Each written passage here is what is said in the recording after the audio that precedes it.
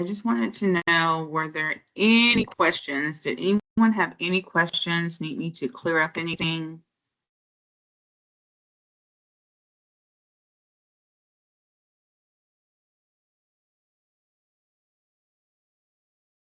You guys are really good with your participation.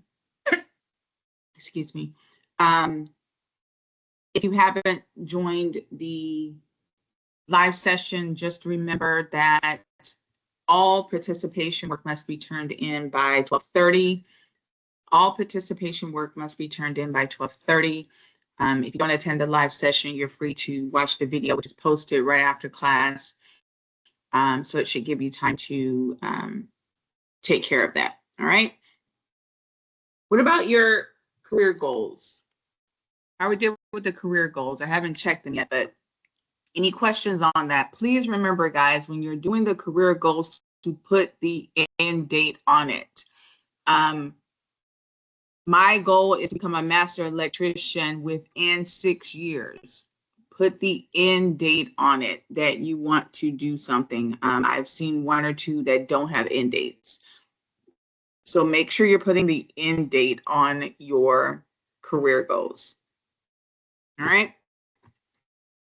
All right, so let's get into the learning outcomes for chapter 2. Chapter 2 is going to dig a little bit more into this idea of skills and skills that you'll need to build your career, but skills also that employers are looking for. Obviously, they are hiring you because of your skill set. What separates you from a non-skilled person? You have what we call formal training.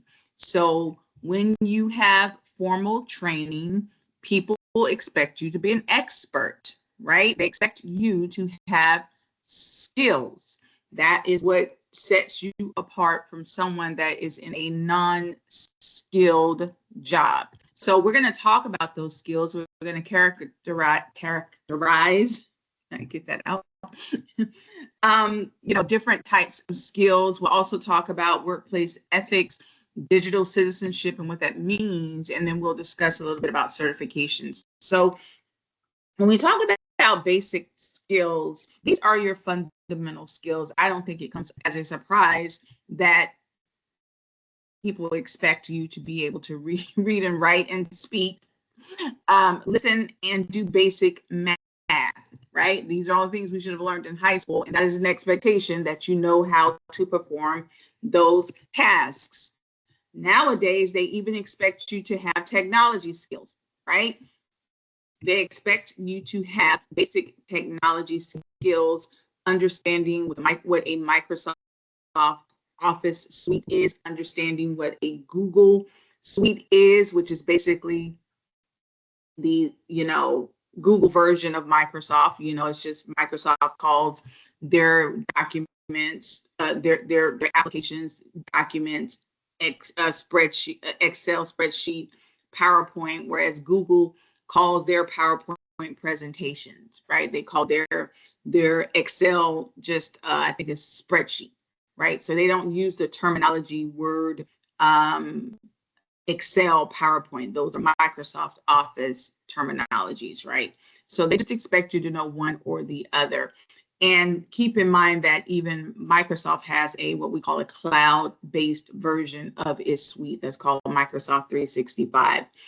I'm just throwing that out there because, these are like common basic technology things that the company expects you to know. But what do they really want to ensure? They want to ensure that you have hard skills. And what are those hard skills? We talked about the things that you are learning in your day-to-day respective programs, the technical skills. That goes without saying. They need to be able to perform the job, but they also want you to have soft skills. And we touched on that a little bit, over the past couple of days.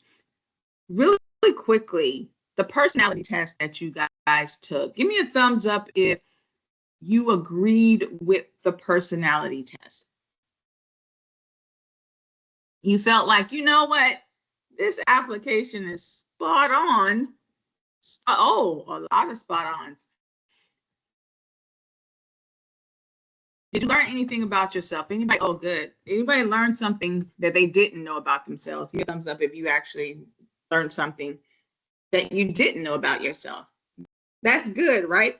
It's just an application, so it's not the Bible, but it's a good tool to use to do what? To help you to contemplate and to think about, okay, I know I want to do X, Y, and Z for my career, looking at, one of the tools like a personality test, how does it align with what I want to do? Is there something that I need to research further, contemplate further? Hopefully it touched on some soft skills, right? The book talks about soft skills in chapter 1 and chapter 2. They also refer to them as employability skills. That's something that you'll want to remember for your midterm. They also refer to them as employability skills. You may see them referred to as foundational skills, workplace skills, and most importantly, transferable skills, because some of these soft skills you brought in from your previous jobs, from your own experience, right? You will use soft skills at all times. You'll use it when you're talking and communicating with others. Like I said, it can be acquired in school through your own life experiences. We characterize these skills into 3 different buckets. One are thinking skills. The other is personalities, people skills. And then the last one is personal qualities, right? So when thinking about your thinking skills, what are we talking about? We're talking about things like, can you be a critical thinker? Do you have the ability to work well with others? Your personal qualities has everything to do with how do you manage yourself. Those are all important. I think we can all agree these are all important skills that you'll need to have, especially if you are going to be making decisions on behalf of the institution. If you're out in the field and you have to make decisions, can you think critically? If you have to work on a project team, how well do you work? Are you a reliable person? These are all important things, especially if you're working on projects with deadlines and timelines and, dealing with large groups of teams. That is going to be important. Something else that companies want you to be mindful of is the ethics that are, in their respective, not just your industry, but their respective companies, right? So workplace ethics has everything to do with how the company wants you to behave, which is one of the reasons why, if you go back to soft skills, they want you to have these qualities, because they employ certain requirements when it comes to your ethics and how you behave. So by definition, ethics is what? A moral principles or beliefs that direct your behavior. A lot of your behavior starts with how you think, right? So how you feel about something, what you think about something dictates your behavior. Is that not true? We don't tend to do things that we don't think is right or we don't think is wrong, right? We do it based upon how we think, how we feel. So ethics has everything to do with that. Some people think it's ethical to do X, other people think it's ethical to do Y. That's why you may see the disparity between those two things, even looking at what's happening in the global world right now. I'm sure many of us may say, oh my goodness, what I'm seeing happening is atrocious. Others may say it's necessary. That's because that's their internal barometer on what is considered good or bad, right or wrong. Now, what happens then though is companies say, we know you have ethics. We know you are ruled by your own set of principles. However, sir and ma'am, when you come here, we have our own ethics that you need to abide by. We call them code of conduct and code of ethics. So let's look at it. Companies have these principles that are designed for your personal behavior while working for them, right? While working for them, they expect you to behave in a certain way. We can all agree that may make sense. Yes? If I'm in the VA field working as a veterinary assistant, I'm going to be dealing with medicine. I'm going to be dealing with customers. I'm going to be dealing with pets. You can go down that slippery slope and see where I'm going with that. Some people can do things a little bit unscrupulous. Some people can cut corners. Some people can do things that can damage the company. The same thing if you're a welder or HVAC or electrical. How many people, anybody got some work done to their house and it was shoddy at best? Or you heard about it from a family member, they hired some contractor and it was straight garbage? That's some ethical mess, right? So, and it reflects poorly on the company, not the person that did it. Nobody's going to remember that guy's name, even if he gets fired. What's going to happen? It's the company. So the company are going to put into place these codes of conduct and these codes of ethics. The conduct says what? It documents how you behave, dictates how the employees are to behave. We don't want you messing up our money. Let's just cut to the chase.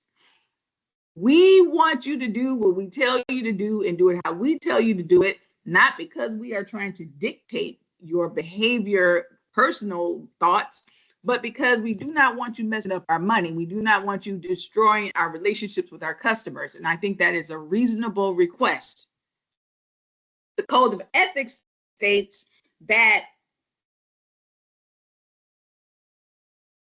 a document that dictates the behavior, that dictates how a business should be conducted. So ethics means we don't want you cutting corners, right? If you were doing electrical lines, or you're doing the HVAC system, or you're doing the welding, listen, do it how we tell you to do it. Do it by standards. Do not cut corners. Anybody ever used to watch those HGTV shows? I forget this guy's name. What was it? Hammock, Harlech, this real burly guy. Y'all know what I'm talking about? And he would go into people's houses, and the first thing that would be shoddy would always be the electrical. No offense, electrical people, but I don't know what that is about, but it would always be shoddy electrical work. I don't know what that is, right? Because people, they just do not follow the code of ethics, right? Now, understand this, my friends. Sometimes people still do what they want to do because, like I said, many of us are ruled by our own personal ethics. We bring those into the workplace, regardless of what the work says. Hey, my friend, while you are here, it's kind of like working at Disney World, right? You may not smile every day, but while you're here, you will be happy. Okay. So that is how I used to work there when I was in high school. Right? They did not play. When you come here, you are happy with that. When you go home, you can be unhappy, right? That is a requirement. People pay a lot of money to go to Disney World. Now, even with those things in mind, ethics is one thing, but legal is another. My friends, every last one of you are in fields that can get you in trouble if you do something illegal. Yeah, understand this. There's a difference between unethical and illegal. Unethical can get you fired. Illegal could get you in trouble with the criminal justice system. You understand? Both you and your company. So you don't want that smoke, right? You don't want that drama. So you have to be mindful of those things. The companies have to be mindful of them. If you're working for the company, you have to be mindful of those things. Like, you just do not want that type of drama, right? Two of the things that they described in the book, there's a few more, but here, discrimination and harassment. Illegal, not just unethical. Illegal, right? You cannot discriminate against someone, right? I don't care if he has Coke bottle glasses and he should not be in the welding program according to you. You can't say, we don't want Bob. You know, Bob can't see. We don't want him on our team. You cannot discriminate. You can't discriminate against Sam because Sam looks like he should be in retirement. You cannot discriminate. That can get you in trouble. You're going to give Sam a big old check before it's his time. Right? You can't say, oh, no, I don't want the girl on the team because she moves slow. All of that. can get you and the company in trouble. You cannot discriminate. If they got hired, apparently the company believed that they can do the job. Be careful, my friends. Be careful. Now, when it comes to harassment, we all know you cannot harass. Let's keep it 100. Is there anybody here that wants to be harassed when they go to work? Does anybody have time for that? Anybody just, you know what? When I go to work, on top of everything else, I have to worry about my family dynamics, my health, paying my bills. You know what? Let me just go to work and just have these people just give me a hard time. It is foolish to think anyone goes to work to be harassed. Yes, you cannot harass people. People cannot harass you. It is illegal. Don't help these people get a free check because they can't sue. You don't want that smoke, right? So don't even go down that road. If you are in supervisor position, don't get happy. That company does not belong to you. I don't know why supervisors do this. I've seen it so much. People lose their job. I saw a person lose their job from an interview harassment. An interview harassment. I knew someone that had applied at a job, and the person, you know, and like I said, industries are small. Industries are small, and this person was in a specific industry, and they applied for a job. The supervisor, you know, everybody liked the person, but the supervisor, and I don't know if he thought the person was attractive, but he decided, matter of fact, they had even offered the person the job. And the person had one disability that they had referred to. So this person, you know, is thinking they're about to start. I think it was something small, like, you know, the glare on the screen or something small like that. But apparently the supervisor decided to call around after they had offered the person the job, and, you know, because it's a small industry, and found out information that wasn't pleasing and decided to rescind the offer. The person got upset, assumed it was because they had requested, you know, disability, and filed a lawsuit. You can file a lawsuit even when you are applying for jobs, because why? It is illegal to discriminate, whether they have the job or not. Well, in the discovery of that, the research, he had to disclose what really went down. That I guess he had found some stuff out after the fact, and this is why he really didn't want the person, and he ended up losing his job. Talk about drama. Poor guy. I actually felt sorry for the guy. I felt sorry for the guy. The person was my former colleague, because I'm like, man, you know, he probably was trying to, I don't know, because I don't know what he was trying to do, but the person that was being hired was very, very, very attractive person. So I don't know how that happened, but whatever went down, he ended up losing his job. Can you believe it? All the man was trying to do was add another staff member, and ended up losing his job for whatever he thought he was doing. Why is that? Because you are working on behalf of that company. And at the end of the day, I don't care how much they like you, they are not about to lose their money because of you. You understand? All right. Something else that you are going to have to be mindful of. Now, I'm going to make this statement, but I'm going to preference it with this. We need you to be online. And when we start talking about promoting yourself, especially in week 3, you'll understand it. But while you are promoting yourself online, there's something that you need to be mindful of, and that is called your digital footprint. You need to be a good digital citizen when you are online. Yes, you need to be online to network. Yes, you need to be online to promote yourself. Yes, you have to be online to learn things about your industry. But you have to protect yourself, right? There are bad actors everywhere. You have to be mindful of what you say online, because it can come back to haunt you. How many people have we seen lose their job because of their online activity? Is any of that necessary? Once again, you really have to be a critical thinker, right? A young lady lost her job as a teacher here in Florida because she had one of those special pages. Y'all know what I'm talking about on Instagram, right?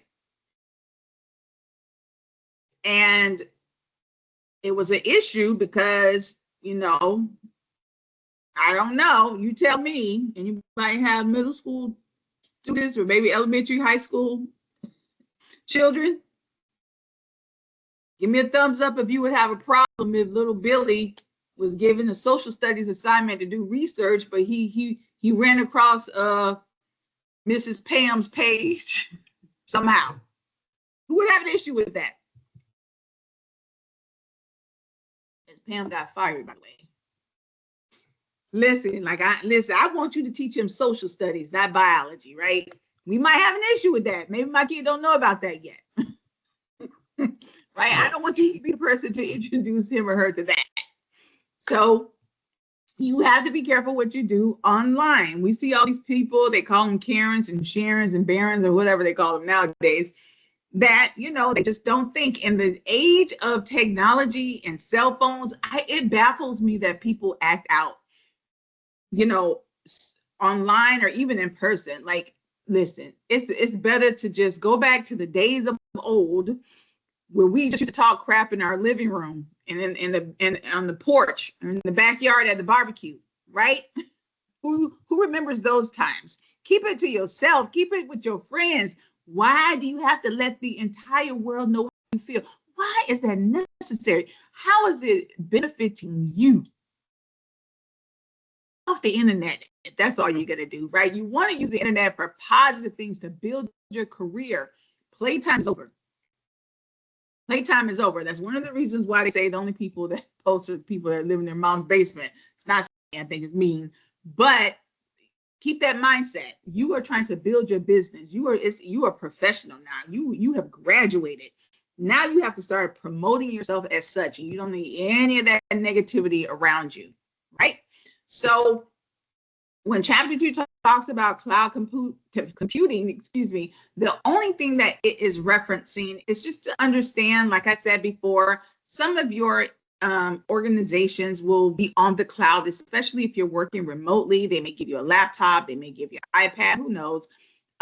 They're using servers that are on the cloud and it's internet based. And so you just need to be aware of that. Not that you need to go down that rabbit hole and try to understand all those nuances, but just understand that what cloud means, right? It just means that they're not housing their information and storing it on site. It's done, you know, with a remote server. You know, clearly, you know, there may be information that you may be privy to for your company, especially if you're working on projects and contracts, or they send you the contract you're going to work on. You know, you have to obviously keep those things, you know, private. If they do give you a laptop, my friends, don't use the people's laptop for personal use. Do not use their laptop for personal use. Let me tell you a true story about me. Here I am. I'm in a senior position at a company. And everybody knew that I used to do taxes. And it was a college. I was like a campus director. And before I was a campus director, I was like over the business professors, right? And they knew that I did taxes. So I had this one colleague that was also a business professor. I used to just do her taxes for free, whatever, no big deal, right? Just so happens she lived across the street from one of the campus that I was at. And when I got promoted to be the campus operations director, she came to me one day, and now, you know, now I have their laptop. I'm not thinking, whatever. And she says, hey, print out my taxes for me, right? Because she can come print stuff out. You know, professors, just like students, can come print stuff out. So I'm like, okay, whatever. So I printed out for her. And I think I also sent my brother his taxes. Now, I did it on the company laptop. I'm not thinking anything of it. I'm taking his laptop all over. I wasn't thinking, whatever. So I go to turn the laptop in to get a new one because it was, old. And the IT guy, who was my friend, so I thought, apparently flagged that I had 2 social security numbers on my laptop. They did a whole investigation on me. They called her, did you know, Miss Not? Behind my back, I had no idea. Can you imagine? So I'm calling this girl, and because we're friends, and she wouldn't answer the phone. They told her, don't talk to me, because they thought I had stolen her information. Let me tell you, when these people called me after they did their investigation and realized it was not the case, when I tell you I was mad and I was hot. In the South, we call it 38 hot. Y'all know those 38s, right? I was upset. Can you imagine? Can you imagine? But it's my fault. Why? I wasn't thinking. Because I had a lot. I just printed it out. My friends, do not use these people, because guess what happens?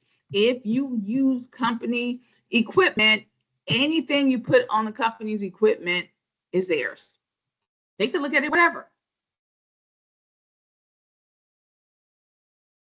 Don't do it. When you have those chat boxes on Microsoft and you have those Teams meetings at work, don't say anything inappropriate. Those chats are saved. I've known people to lose their job from writing stuff in the chat.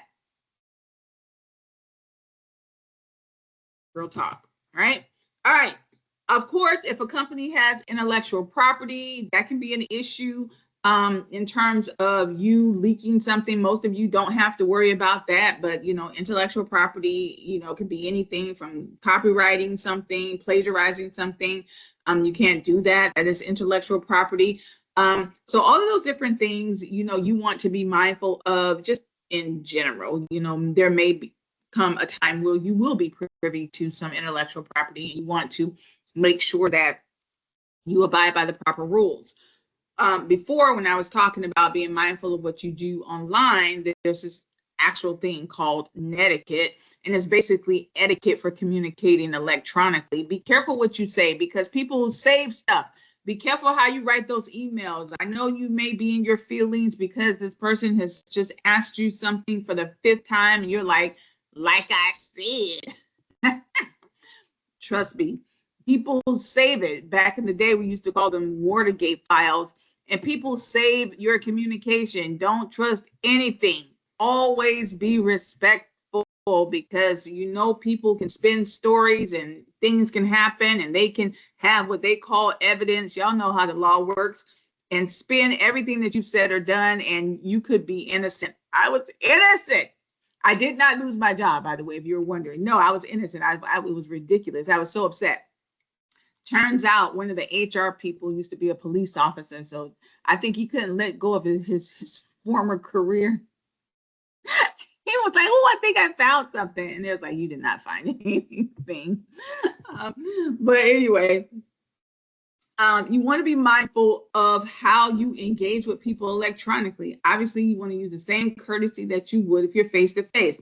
We've all heard about the drama of social media, right? And people just posting anything because they don't see the person. Y'all heard about that, right? Especially, I guess, it's getting out of hand, people engaging with people inappropriately. And that stuff can come back to haunt you, because guess what? People can do reverse engineering and figure out who you are. So you want to be careful with that, right? You don't want those things to come back and haunt you. Any good techie person can do some reverse engineering to figure out who you are and where you live, and then they start doxing you, which is meaning putting all your personal information out there. Why do all that when you could just been at home minding your business, watching your television? Do not engage with these people online. Please, please don't. And if you're going to do it in a proper way. All right. So there's a lot of core rules to netiquette, everything from, remembering that you're human, keeping those same standards if you were in person, respecting others, right? Being good online, because if someone does do research on you, a lot of companies do research on you, and we'll talk about that when we start talking about networking. You want them to find good stuff. You don't want them to find negative stuff. Some companies really really dig into finding stuff because they may work with sensitive data. You may have a company that's working on a secret, a project that requires like a secret clearance with the government. They're going to dig more into your background than you think. You're like, I'm just doing HVAC. They're still going to dig into it because they don't want you making them look bad. So just clean it up now. If you have negative stuff, I would say clean it up now because you're moving into your career, right? And it's very different from having a job. Clearly, you'll do a lot of professional certifications in your career, and chapter 2 just talks a little bit about that, but it really doesn't have anything to do with the notion of skilling outside of continuing to build your skills. And we'll talk about lifelong learning and obviously, acquiring certifications and things of that nature is part of that process. All right, my friends, here is your assignment for today. Here's what I want you to do. This is, you don't have to write this down. I just took a picture of it. You can just read it on the assignment. But I want you to think about your online presence. And I want you to tell me, how can an online presence like LinkedIn and Instagram enhance your career and access to potential employers? Give me at least 2 examples. How can an online presence like Instagram and LinkedIn enhance your career? You can find this in the book. You can Google it. Give me your answer, or your own personal experience is fine. How can an online presence like LinkedIn and Instagram or whatever enhance your career and access to potential employers? 2 examples. Your participation question for today. Name one quality that sets you above the competition and one you want to improve on. Give me one quality that you feel, don't worry, nobody else will see it, that sets you apart from the competition and one quality you feel you can improve on. That's your participation question for today. If you don't have anything further for me, I am going to release you. Please remember, no class tomorrow. I know you're tore up about it. We do not have class on Friday. Please get everything turned in by Sunday. We are back here on Monday. On Monday, please read chapter 7 so we can begin talking about your resumes. Please make sure you're doing those resume appointments and your mock interview appointments. If you have not done that yet, please get that done and get it turned in. Get all of your assignments turned in by Sunday. All right.